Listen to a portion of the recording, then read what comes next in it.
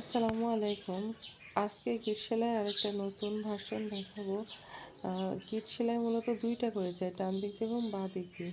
আর এটা মাত্র একবারই উঠবে একটা গিট।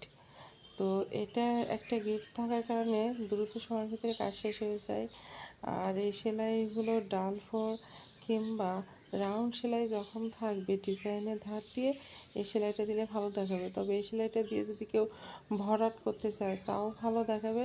তবে আমার পরামর্শ থাকবে এই সেলাই ডাল কিংবা রাউন্ড সেলাইয়ের ক্ষেত্রে ব্যবহার করলে বেশি ভালো দেখাবে। আমি এখানে ২ তার সুতা দিয়ে ব্যবহার করে কাজটা কমপ্লিট করছি। কেউ চাইলে ৩ তার কিংবা ৪ তারও নিতে পারে, কারণ এইগুলো যদি একটু মোটা হয় তো কোনো অসুবিধা নেই। তবে অন্য ডিজাইনের ক্ষেত্রে ৪ তার সুতা নিলে সেটা কিন্তু মানাবে না। ৪ তার সুতা মানে ৪টা সুতা, এটা নির্ভর হয় ডিজাইনের উপরে। যেমন এই ধরনের ক্ষেত্রে কিন্তু আপনি সুতা বেশি নিলে অসুবিধা নেই।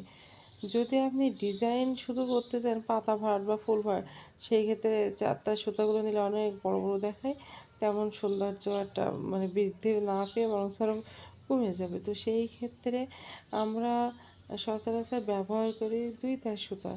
তো এই ২ তার সুতা দিয়ে কাজটা কমপ্লিট করলে বেশ ভালো দেখাবে।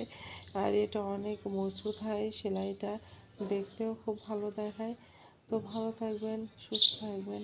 আল্লাহ হাফেজ।